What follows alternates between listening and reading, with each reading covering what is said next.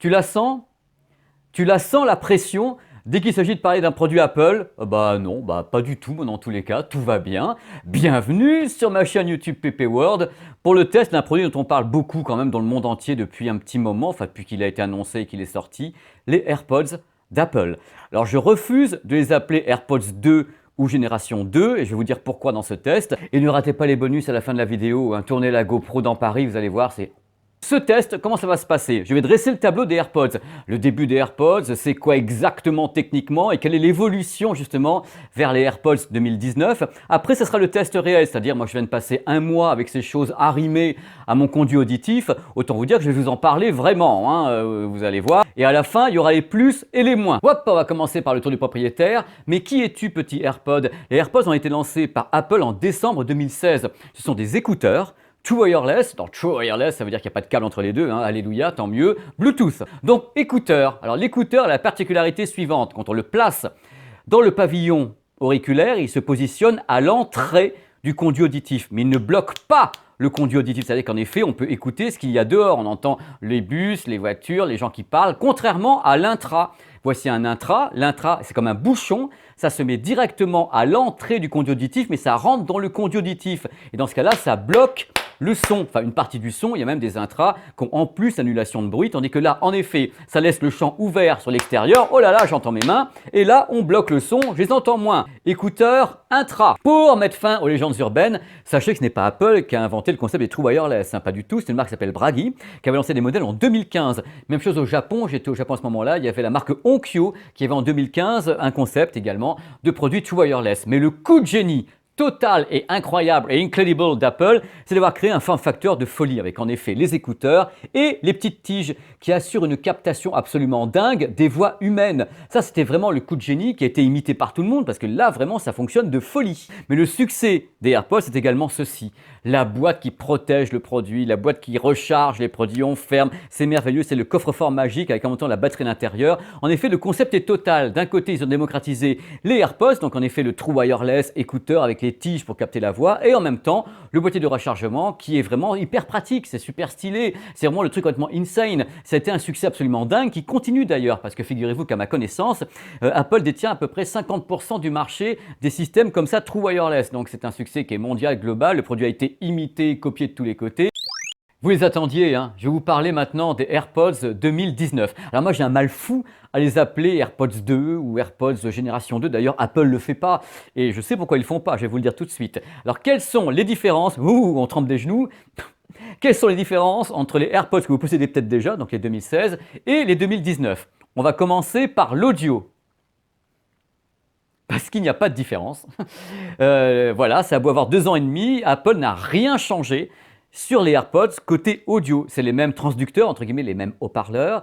C'est le même type de codec, en effet, c'est du AAC 256 kilobits ou bien du SBC 330 kilobits par seconde, donc une qualité peu ou prou MP3. Ça n'a pas bougé. Ce que je regrette personnellement, j'aurais préféré que Apple fasse un petit coup là-dessus et dire oh, tiens, on va changer quelque chose. Alors ce qui a changé, par contre, et ça c'est clair, c'est que ces fameux AirPods 2019 sont Bluetooth en 5.0. Ça veut dire quoi?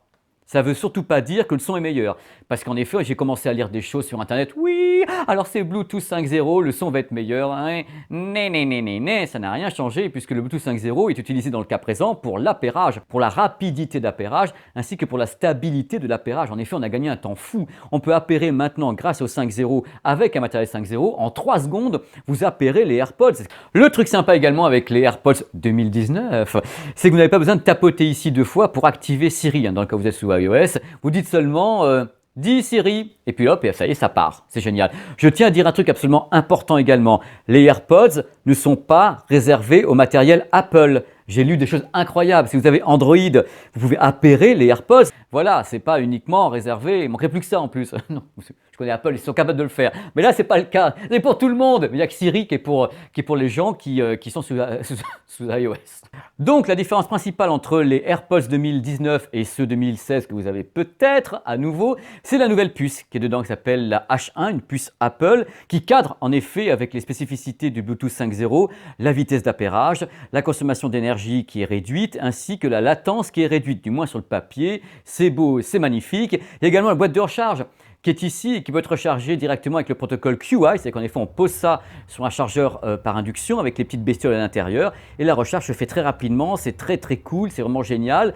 Et il faut savoir qu'on a du coup 3 heures d'autonomie avec la voix, c'est-à-dire une communication de 3 heures est possible sans que ça s'arrête avec les AirPods 2019 et 5 heures en musique. Vous comprenez maintenant pourquoi je ne veux pas parler d'AirPods génération 2 ou d'AirPods 2 parce que pour moi c'est pas une nouvelle génération de produits, c'est une évolution, ça serait plutôt une V1.5 parce que ce qu'ils ont fait tout simplement c'est qu'ils ont fait évoluer les AirPods de 2016 en Bluetooth 5.0. Voilà, avec en plus le boîtier qui peut être rechargé par induction avec QI. Ce sont les seules entre guillemets évolutions et bien sûr le côté où on peut directement apostropher Siri sans taper 2 fois sur la tige, ce qui est bien quand on a les mains prises avec un parapluie comme ça. Hey Siri, dis-moi s'il va faire beau.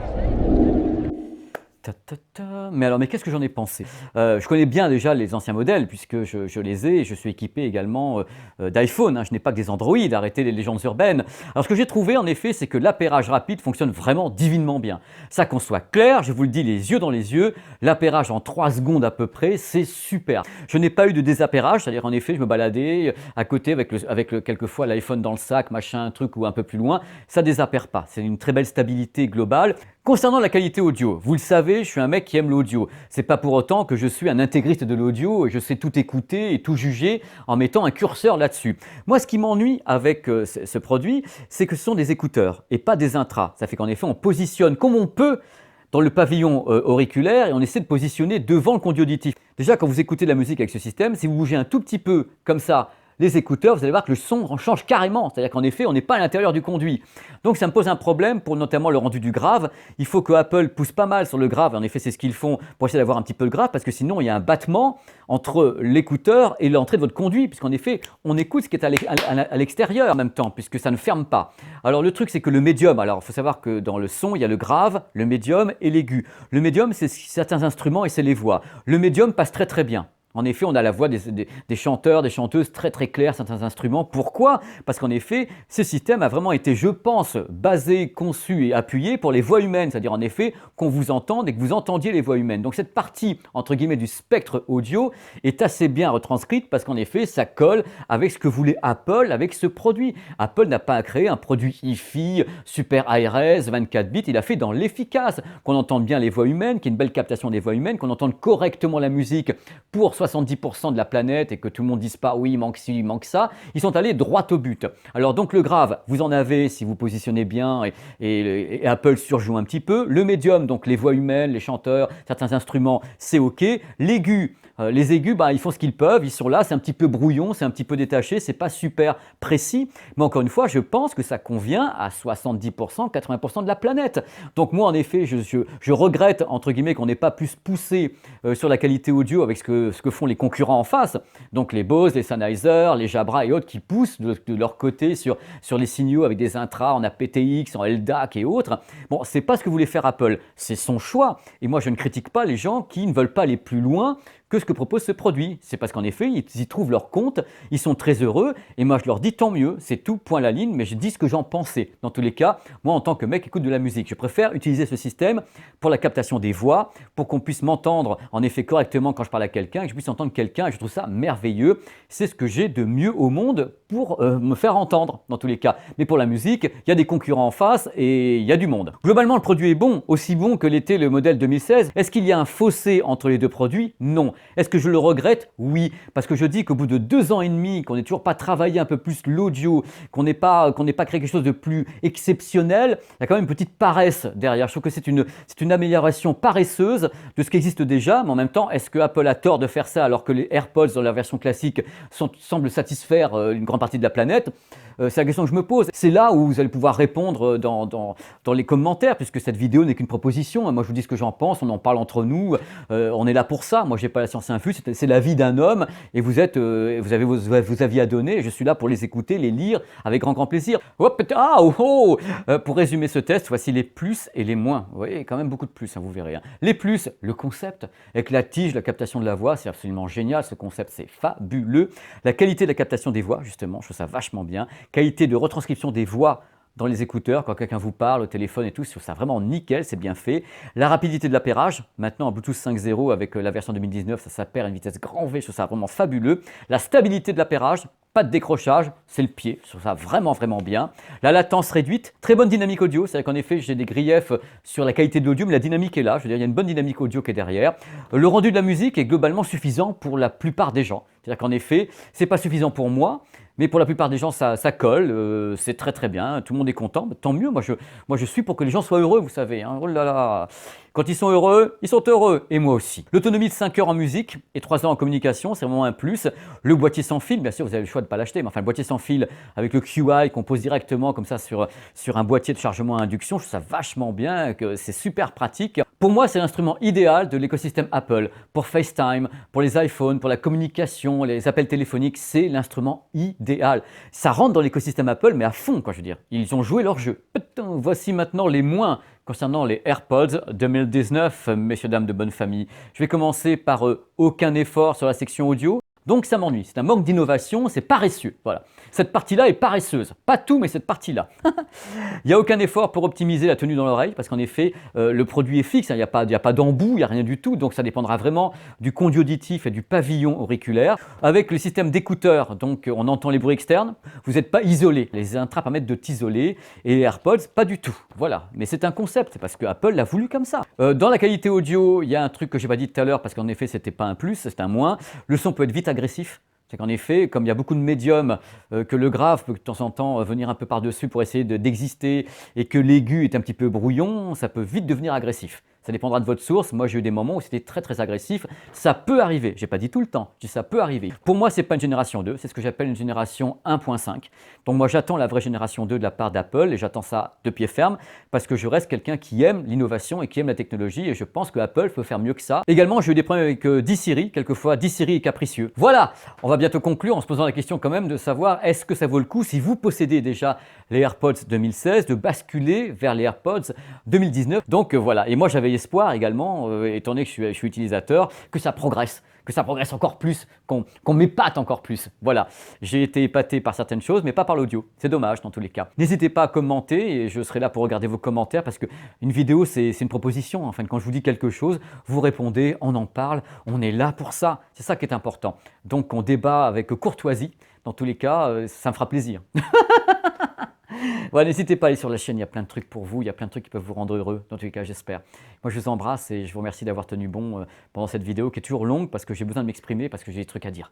Voilà, je suis comme ça, c'est comme ça. Allez, je vous embrasse, à bientôt, merci. Il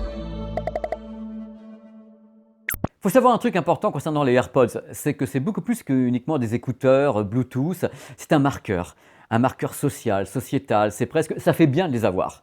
C'est-à-dire qu'on est là, ouais, ça fait stylé, t'as les AirPods, c'est bien. Tu les as pas, bah, t'es un petit peu old school, voilà, old school. T'es un petit peu ringard avec tes Jabra, tes machins, tes Sennheiser. Moi, je suis pas d'accord avec ça. Mais chacun fait ce qu'il veut. Je veux dire, encore une fois, tout le monde est libre de faire ce qu'il veut, d'acheter ce qu'il veut et d'écouter ce qu'il veut. Et moi, en effet, je suis libre de vous dire que pour ce qui est de la musique, les concurrents sont les suivants. Ce sont des propositions que je vous fais, de produits qui sont en effet peu ou prou dans la même gamme de prix que les AirPods ou un petit peu plus cher. Il y a les Sony SP700N avec réduction de bruit active, c'est des intras tout ça. Jabra Elite Active 65T. Il y a Jabra Elite 65T. Sennheiser Momentum, c'est le plus cher de tous, mais enfin il est mort de rire. JBL Free et Bose SoundSport Free. Voilà, c'est des concepts différents. La high-tech, c'est ça, c'est des concepts différents qui s'adressent à des gens différents. Et c'est vachement bien, comme ça, vous avez le choix de ce que vous voulez acheter. Et allez-y de bon cœur, faites donc tourner le petit commerce. Ouvre-toi, sésame. Voilà. Alors, s'ils ne sont pas dedans, c'est parce qu'ils sont là. Commencez pas à dire que tout le monde me vole tout. L'accessoiriste est parti avec. Non, même pas. Ils sont là, vous savez. Je travaille avec des petits jeunes actuellement, ils volent tout, de toute façon.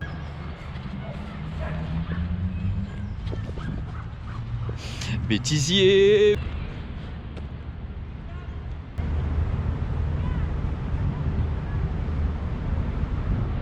Le bêtisier des AirPods. Allez. Séquence émotion en même temps. Vous savez, dans mes vidéos, il faut toujours qu'il y ait un moment qui soit Koh-Lanta. Le moment où je commence à bouger comme un gros malade. Vous êtes beau, je vous aime.